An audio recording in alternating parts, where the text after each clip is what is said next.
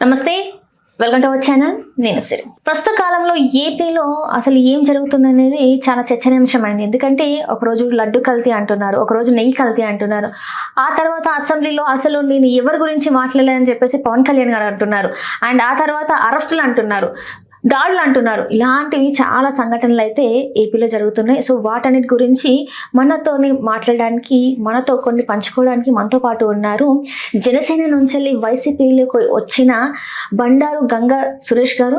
నమస్కారం సార్. నమస్తే madam. Sir ఎలా ఉన్నారు sir? Fine madam, thank you. మీరు ఎలా ఉన్నారు? బాగున్నాను సార్. కాకపోతే ఏంటంటే రోజుకు ఒక అంశం ఏపీలో జరుగుతుంది. అంటే ఒక అంశం గురించి పూర్తిగా తెలియక ముందే ఇంకొక అంశం తెర మీదకి వచ్చేస్తుంది. ఇక ముఖ్యంగా చూసుకున్నట్టయితే ఇక్కడ మీరు జనసేన నుంచి వైసీపీలోకి వచ్చేసారు.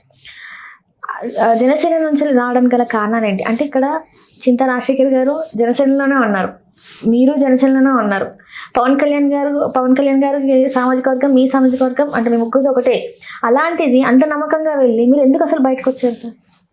యాక్చువల్గా రాష్ట్రంలో ఏంటంటే కాపులు కొంచెం ఎక్కువ జనాభా కలిగిన కులం. సో ఎక్కువ అధికారం రెండు వర్గాల చేతిలోనే ఉంటుంది. మూడో వర్గానికి వస్తే బాగుంటుంది అని చెప్పి కాపులతో పాటు అనేక వర్గాలకు ఉంది. రీజన్ ఏంటంటే ఇప్పుడు ఒకసారి కాపులు థర్డ్ వస్తే కనుక మేము కూడా ట్రై చేయొచ్చు అని దళితుల్లో బీసీల్లో కూడా ఒపీనియన్ ఉంది. సో అలాగే అనేక వర్గాలు ఒకసారి అధికార మార్పిడి జరగాలని కోరుకునే వాళ్ళు ఎంతోమంది ఉన్నారు. దాంట్లో మొదటి స్థానంలో కాపులు ఉన్నారు. అలాంటి మేము కూడా కొంచెం కమ్యూనల్ భావాలు కలిగిన వాళ్ళం. చిన్నప్పటి నుంచి కలిసి పెరిగిన కాలేజ్ వాతావరణాలు కానీ, చదివిన కాలేజీల్లో కానీ, ఊర్లో గ్రామాల్లో పరిస్థితులు కానీ, సో అలాంటివి పెరిగి మేము కొంచెం పెరిగిన కొద్ది ఉద్యోగాల్లో క్యాస్ట్ వైజ్ కనెక్టివిటీ అవటం, అందరం ప్రజెంట్ ఏ పని కావాల్సి వచ్చినా క్యాస్ట్ మీద ఆధారపడే పరిస్థితి ఉంది. సో అలా కొంచెం కమ్యూనల్గా కనెక్ట్ అవడం వల్ల సో ఈయన పార్టీ పెట్టాడు. సరే మన వంతు మనం సపోర్ట్ చేద్దామని మేము పొలిటికల్గా ఇంట్రెస్ట్ ఉండే ఫ్యామిలీస్ నుంచి వచ్చాము. సో ఆ ఇంట్రెస్ట్తో అతనితో ట్రావెల్ చేయడం జరిగింది. ఈ 12-13 సంవత్సరాలు ట్రావెల్ చూస్తే కనుక తను ఎక్కువ వర్క్ చేసింది టీడీపీ కోసం. మేము యాక్చువల్గా ఎగెనెస్ట్ టీడీపీ బై బర్త్. మా ఫ్యామిలీస్ అన్నీ కూడా కాంగ్రెస్ ఫ్యామిలీస్. సో అలాంటి ఫ్యామిలీస్ నుంచి మేము బయటకు వచ్చి ఇతని కోసం పనిచేస్తుంటే మేము ఎప్పుడు అయిన పార్టీ టీడీపీ పార్టీ ఓటు. అలాంటి పార్టీ కూడా మేము ఓటేసాము. కానీ ఇతను ఇంకో 15 సంవత్సరాలు ట్రావెల్ అంటున్నాడు. అంటే ఇక్కడ మీరు ఎందుకు మరి కూటమిగా ఏర్పడుతున్నప్పుడే మీరు అప్పుడే ఎందుకు ఆబ్జెక్ట్ చేయలేదు? అంటే అప్పుడే మీరు గళాలని విప్పి గట్టిగా వినిపించాలి కదా. మీ దగ్గర కమ్యూనల్ భావాలు ఉన్నాయని మీరే చెప్తున్నారు, మరి అప్పుడే ఎందుకు గట్టిగా వినిపించలేదు? ఇతను అన్ని ప్లేస్లు ఓడిపోవడం, 2019 ఒక స్థానంలోనే గెలవడం, అలాంటి పరిస్థితుల్లో ఇతనికి ఒక బేస్ అవసరం. సరే అలాంటి సిచ్యువేషన్లోనే టీడీపీ పార్టీ కూడా ఉంది. అలాంటి ఆ రోజుల్లో కలిసి వెళ్తే ఖచ్చితంగా గెలుస్తారు. గెలిచిన తర్వాత సీఎం సీటు ఇద్దరు 2 ఇయర్స్ ఒకళ్ళు, 3 ఇయర్స్ ఒకళ్ళు అలాగే ఏమన్నా డివైడ్ చేసుకుని రూల్ చేస్తారు. సో మాకు ఏదైతే భావాలు ఉన్నాయో అధికార మార్పిడి జరగాలని, అలాంటిది పాసిబుల్ అవుతుంది. ఇలాంటి కారణాలతో మేము దాన్ని అపోజ్ చేయలేదు, ఆ రోజు సపోర్ట్ చేయడం జరిగింది. కానీ ఇతను గెలిచిన తర్వాత ఎప్పుడైతే ఓపెన్గా మళ్ళీ ఇంకో 15 సంవత్సరాలు ఇలాగే అంటున్నాడు, ఎక్కడా కూడా నేను ఈ టర్మ్లో సీఎం తీసుకుంటానని కానీ ఎక్కడ చర్చ జరగట్లేదు. ఇక మాకు అర్థమవుతుంది సిచ్యువేషన్. అప్పటి నుంచి కొంచెం పాస్ట్ నుంచి అనలైజ్ చేసుకుంటే 2014 అసలు సీట్లు ఏమి తీసుకోకుండానే ప్రచారం చేశారు ఆ పార్టీ గెలవడానికి.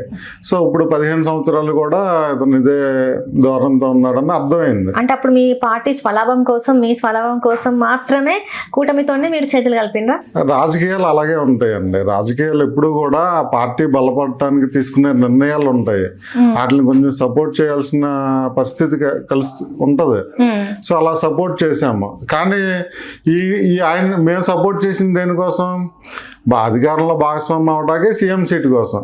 కానీ ఈయన వాళ్ళతో ట్రావెల్ చేయడానికి వాళ్ళకి సపోర్ట్ చేస్తున్నారు, దాన్ని మేము అపోజ్ చేస్తున్నాం. అంటే ఇప్పుడు ట్రావెల్ చేయడానికి అంటే సార్ ఇప్పుడు నేను మీతోని ఇంటర్వ్యూ చేస్తున్నానంటే నాకు ఒక లాభం ఉంటుంది. అంటే మేము మా ఛానల్లో వేసుకుంటే వ్యూయర్షిప్ అలాంటిదే ఉంటుంది. మరి పవన్ కళ్యాణ్ గారికి ఎలాంటి స్వలాభం, అంటే ఎలాంటి లాభం కోసం ఆయన ట్రావెల్ చేస్తున్నారు చంద్రబాబు నాయుడు గారితో? ఆయన జనరల్గా ఈ ఫైనాన్షియల్ బెనిఫిటే ఎక్కువ కనిపిస్తుందండి.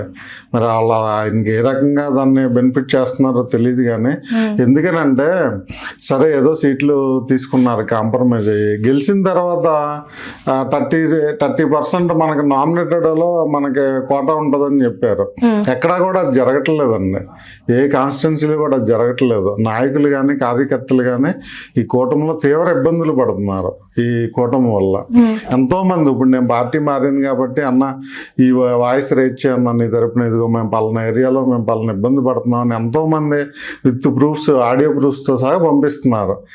వాళ్ళ మీద పడిన ఫాల్స్ కేసు కానీ, ఆ లోకల్గా వాళ్ళని తిట్టడాలు కానీ, ఏదన్నా కార్యక్రమం చేసుకుంటే మాకు చెప్పకుండా మీరు ఎందుకు చేస్తున్నారని వాళ్ళని దౌర్జన్యం చేయడం, ఇలాంటివన్నీ వాళ్ళు నాకు నెంబర్ ఆఫ్ పీపుల్ పంపిస్తూ ఉన్నారు. అంటే ఇక్కడ పవన్ కళ్యాణ్ గారు 21 సీట్స్కి 21 సీట్స్ గెలుచుకున్నారు. స్ట్రైక్ రేట్ వచ్చేసింది, 100% స్ట్రైక్ రేట్ వచ్చింది. వచ్చినప్పుడు అప్పుడు సంబరాలు చేసుకున్నారు. ఉన్న ఎన్ని సీట్లలో పార్టిసిపేట్ చేస్తున్నామో అన్ని సీట్లలో గెలిచామని సంబరాలు చేసుకున్నాం మీ అందరూ. మరి ఈ రోజు చూసుకున్నట్టయితే బయటికి ఒక్కొక్కరికి వస్తున్నారు. మొన్న చూసుకున్నట్టయితే లాయర్ అడ్వకేట్ రజనీ గారు బయటకు వచ్చేసారు, ఇప్పుడు మీరు కూడా వచ్చేసారు, ఇంకొంతమంది అట్లా ఈ బాట పడుతూనే ఉన్నారు. మరి ఎందుకు మీరు అందరు కలిసి ఒక వాయిస్గా ఏర్పడి పవన్ కళ్యాణ్ గారిని ఎందుకు క్వశ్చన్ చేయట్లేదు? మిమ్మల్ని నమ్మి మేము ఇలా వచ్చాము, మరి ఈ రోజు మాకు అన్యాయం చేశారు, మీ పార్టీ వల్ల మేము అన్యాయం అయిపోయామని ఎందుకు మీరు అందరు గలమెత్తి మాట్లాడలేదు? ఆల్రెడీ గలం ఎత్తామండి. గలం ఎత్తిన తర్వాతే మేము బయటికి రావడం జరిగింది. ఏదైనా ఒక పార్టీలో ఉన్నప్పుడు మేడం బయటకు వచ్చినంత గలం విప్పినట్టు లోపల విప్పలేము. వాళ్ళని టార్గెట్ చేస్తారు, అక్కడే ఉండలేని పరిస్థితి ఉంటుంది. వాళ్ళకి ప్రయారిటీ ఎవరు. అదే బయటకు వచ్చినాక అనుకోండి ఫ్రీ అయిపోతాం. అందుకనే ఓపెన్గా మాట్లాడే సిచ్యువేషన్ ఉంటుంది అక్కడ. అయితే సంబరాలు చేసుకున్నాం అంటారు. మేము ఆ రోజు అధికారం కోసం మేము పోరాటం చేసేది 21 సీట్లు గెలవాలని ఆ టార్గెట్ కాదు. అధికారంలో భాగస్వామ్యం అయ్యి గవర్నమెంట్ తెచ్చుకోవాలి కూటమిగా అనేది ప్రయత్నం చేసాం. అదృష్టం కొద్దీ అన్ని సీట్లు గెలవడం జరిగింది. అలా సంబరాలు చేసుకున్నాం. ఆ సంబరాలు మాకు ఎల్లకాలం లేదు. ఎందుకంటే ఇచ్చిన నామినేటెడ్ పోస్టుల్లో కానీ ఎక్కడ 10% మేడం నామినేటెడ్ పోస్టులు, 30% అని చెప్పాడు ఆయన. ఆ 10%లో కూడా వేరే పార్టీల నుంచి వచ్చిన వాళ్ళకో లేకపోతే టీడీపీ వాళ్ళకే ఇటు నుంచి ఇప్పుడు మీరు 21 స్థానాలు చూస్తే 13 స్థానాలు టీడీపీ వాళ్ళే పోటీ చేశారు. మీరు అప్పుడు కూడా ఎందుకు క్వశ్చన్ చేయలేదు? మరి ఇప్పుడు 21 స్థానాలే ఇచ్చినవే తక్కువ సీట్లు, మరి టీడీపీ వాళ్ళకి బీజేపీ వాళ్ళకి ఇస్తే మరి ఇక్కడ ఫస్ట్ నుంచి జనసేన వాళ్ళు ఇంత కష్టపడి చేసిన వాళ్ళకి మరి మీరు ఎందుకు సీట్ ఇవ్వట్లేదు? ఎందుకు అప్పుడు ఆల్ సడన్ జరిగింది మేడం అదంతా. బిఫోర్ ఎలక్షన్ క్యాండిడేట్స్ని అనౌన్స్ చేసే పరిస్థితుల్లో వీళ్ళు అని చెప్పి అప్పటికప్పుడు అనౌన్స్ చేసే సిచ్యువేషన్స్ ఉన్నాయి. ఇప్పుడు మీరు అరవాది శ్రీధర్ చూడండి, అతను రైల్వే కోడూరు, అతను ఏంటో ఒక విలేజ్ పర్సన్, అతను తీసుకొచ్చి ఎమ్మెల్యేకి చేశారు. టీడీపీ పర్సనే ఆ ఖర్చు అంతా పెట్టుకుని జనసేనతో పోటీ చేశారని ఓపెనింగ్ అందరికీ తెలుస్తుంది. ఆయన ఎన్ని కోట్లు పెట్టారు ఎన్ని కోట్లు పెట్టారని. ఇలాగ ప్రతి వ్యక్తిని కూడా అలాగ ఇచ్చేయడం జరిగింది. సో అలాంటి ఫ్యాక్టర్స్లో లాస్ట్ ఎలక్షన్ జరిగింది. ఇక మేమంటే ఇతను అధికార భాగస్వామ్యం అవుతాడు, పోన్లో ఒక 6 నెలల్లో 1 year సీఎం ఇస్తారు, 2 years కాకపోయినా కాంప్రమైజ్డ్గా ఉన్నాము. కానీ చూస్తూ ఉంటే ఎక్కడ మేడం అంత వరస్ట్గా ఉంది జనసేన వాళ్ళ పరిస్థితి. అందుకే ఇక బయటికి రావడం జరిగింది. రైట్. ఇప్పుడు మరి జనసేనలో అట్లా ఉంది. సో టీడీపీతో వాళ్ళు అట్లా ఉన్నారు కాబట్టి మీరు బయటకు వచ్చారు, వైసీపీలో జాయిన్ అయ్యారు. రేపటి రోజున మళ్ళీ జనసేన అనే పార్టీ కూటమి నుంచి విభజించి బయటకు వచ్చేస్తే మళ్ళీ వైసీపీ నుంచి మీరు మళ్ళీ జనసేనలోకి వెళ్ళిపోతారా? వీళ్ళు రారు మేడం. ఎందుకనంటే ఇన్ కేస్ రాకపోండి, ఒకవేళ ఇంకా క్వశ్చన్ ఉంది, రాకపోతే ఇంక క్వశ్చన్ ఉంది. యాక్చువల్లీ ఈయన ఫస్ట్ పార్టీ పెట్టినప్పటి నుంచి వాళ్ళకి సపోర్టెడ్గా ఉన్నాడు మేడం. 2014లో ఒక్క సీటు తీసుకోకుండా పోటీ చేశారు, రాష్ట్ర వ్యాప్తంగా తిరిగారు. ఆయన అసలు కార్యకర్తలు వెళ్తేనే మీట్ అయ్యే పరిస్థితి కాదు, టైం లేక అతనికి. అలాంటిది రాష్ట్ర వ్యాప్తంగా ఒళ్ళు వనం చేసుకుని ఎందుకు తిరుగుతారు వాళ్ళ కోసం? అది కూడా టీడీపీ పార్టీ కోసం అధికారంలోకి వచ్చారు. తర్వాత వాళ్ళకి కావాలనే డివైడ్ అయ్యి, ఎందుకనంటే అటు టీడీపీ వాళ్ళు బీజేపీతో డిఫర్ అయ్యారు 2019 బిఫోర్ ఎలక్షన్. అలాగే తిన కూడా ఎగైనెస్ట్ బీజేపీకి చాలా మీటింగ్స్ పెట్టారు. వాజ్పేయి లడ్డూలని, లడంగి అని చాలా మాట్లాడటం జరిగింది. సో ఇద్దరు డివేట్ అయ్యి ఎగైనెస్ట్ బీజేపీ పనిచేశారు. అది టీడీపీకి ఫేవర్ చేయడం కోసమే పనిచేశారు అంటారు. అండ్ అట్లనే చూసుకున్నట్టయితే ఇప్పుడు చింతా రాజశేఖర్ సార్ జనసేన నుంచి వచ్చారు. అయితే అక్కడ జరుగుతున్న ల్యాండ్ స్కామ్ అని చెప్పేసి అసలు ప్రజలకు ఎంత అన్యాయం జరుగుతుంది, ప్రజల భూములు తీసుకొని మధ్యలో ఉన్న వాళ్ళు ఎంత లాభపడుతున్నారు అనేది ఒకటి చేశారు. ఒక క్యారికేచర్ చేశారు, కానీ అది మార్ఫింగ్ అని చెప్పేసి తన మీద ఇప్పుడు కేసు నమోదు చేశారు. తన అరెస్ట్ అదే కారణం అంటారా, లేకపోతే ఇంటర్నల్ గా ఇంకేదైనా కారణం ఉండి దీన్ని చూపెడుతున్నారంటారా? చింతా రాజశేఖర్ గారు మేడం జనసేన పార్టీలో చాలా యాక్టివ్గా ఉండేవారు. ఫస్ట్ ఎన్నో కార్యక్రమాలు చేద్దామని చెప్పి పార్టీకి అడ్వైస్ ఇచ్చేవారు, కానీ వాళ్ళు పాటించేవాళ్ళు కాదు, చూద్దాం చేద్దాం అనేటట్టు ఉండేవారు. అలా కొంత లాంగ్ జర్నీ చేసిన తర్వాత జనసేనలో ఆయన ఈవెన్ పవన్ కళ్యాణ్ మీటింగ్ జరుగుతుంటే హెలికాప్టర్ నుంచి ఫ్లవరింగ్ చేశారు. ఆ ఐడియాస్ కూడా ఇచ్చింది చింతా రాజశేఖర్ గారు. అంత హార్డ్కోర్గా ఉండేవారు జనసేన పార్టీలో. అయితే అతను అబ్జర్వ్ చేస్తూ ఉన్నారు ఎలాంటి యాక్టివిటీస్ చేస్తున్నారు, ఇది బిహైండ్ ఎవరి కోసం చేస్తున్నారు అన్నీ అబ్జర్వ్ చేసి చాలా ముందు వచ్చేసారు. సో ఆయన కొంచెం ఒక అనలిస్ట్గా ఉన్నారు, ప్రతిదాన్ని కొంచెం అనలైజ్ చేయగలరు, చాలా నాలెడ్జ్ పర్సన్. అయితే పార్టీ నుంచి బయటకు వచ్చిన వాళ్ళకంటే అర్థమవుతుంది మాలాంటి వాళ్ళకి. అక్కడ ఉన్న వాళ్ళు ఏంటంటే ఒక ట్రాన్స్లో ఉంటారు, ఆ పార్టీలో ఒక ఇష్టంతోనో ఎఫెక్షన్తోనో లేకపోతే ఆయన మీద ఎఫెక్షన్తోనో. సో బయటకు వచ్చి మాట్లాడే వాళ్ళందరినీ అగెనిస్ట్ చూస్తారు, కానీ అది కాదు. ఇంకా చింతా రాజశేఖర్ గారి కేసు విషయానికి వస్తే ఈయన బయట నుంచి వచ్చేటప్పటి నుంచి కూడా పార్టీ నుంచి సో ఒక అనలిస్ట్గా ఆయన అక్కడ జరిగే తప్పులు కానీ, ఈ రెండు పార్టీలు తీసుకునే నిర్ణయాలు కానీ, ఈ ప్రజా వ్యతిరేక నిర్ణయాలు కానీ ఇవన్నీ కొంచెం ఎక్స్పోర్ట్ చేస్తున్నారు మీడియా ముఖంగా. అలాగే క్యారికేచర్ అని చెప్పి ప్రతి న్యూస్ పేపర్లో కూడా కార్నర్ ఒక ఆర్టికల్ వేస్తారు వాళ్ళ ప్రతిబింబం అన్నట్టు. ఇప్పుడు నా ఫోటో వేయాలనుకోండి, గీతలు వచ్చేటట్టు నేను కనబడేటట్టు ఒక ఇది చేస్తారు, దాన్ని క్యారికేచర్ అంటాం. సేమ్ అలాగే ఈయన పిల్లలు భోజనం చేస్తూ ఉంటే దాంట్లోంచి పవన్ కళ్యాణ్ గారు చంద్రబాబు గారు కొంచెం ఫుడ్ తీసుకుంటున్నట్టు క్యారికేచర్ చేసి పోస్ట్ చేశారు. ఏంటంటే అమరావతి అనేది ఒక 5 లక్షల కోట్ల స్కామ్ ఇది. సో మనం ఢిల్లీ లిక్కర్ స్కామ్ చూసాము, దాంతో పోస్తే ఇది భారీ స్కామ్. సో జనాల్ని మోటివేట్ చేస్తూ కొంచెం సిబిఐ మన సుప్రీంకోర్టుకి లెటర్స్ రాస్తే కనుక, సో ఆ లెటర్స్ వాళ్ళు ఏమన్నా సిబిఐ ఎంక్వైరీ చేస్తే కనుక ఇవన్నీ బయటకు వస్తాయని చెప్పి కంటిన్యూగా పబ్లిక్ ఇంట్రెస్ట్ మీద తనకు సపోర్ట్ చేసే పబ్లిక్తో లెటర్స్ రాపిస్తూ చేస్తున్నారు. సో దాన్ని బేస్ చేసుకుని ఆయన ఏదో కేసులో ఇరికించాలని చెప్పి ఆయన పెట్టిన క్యారికేచర్ పోస్ట్ మీద ఎఫ్ఐఆర్ ఫైల్ చేయడం జరిగింది. అయితే మీరు ఇప్పుడు ప్రతి పార్టీకి సోషల్ మీడియా అకౌంట్స్ ఉంటాయి కదా, అన్ని అకౌంట్స్ చూడండి. ప్రతి పార్టీ దాంట్లో కూడా క్యారికేచర్ కాదు, డైరెక్ట్ ఫోటోనే పెడతారు.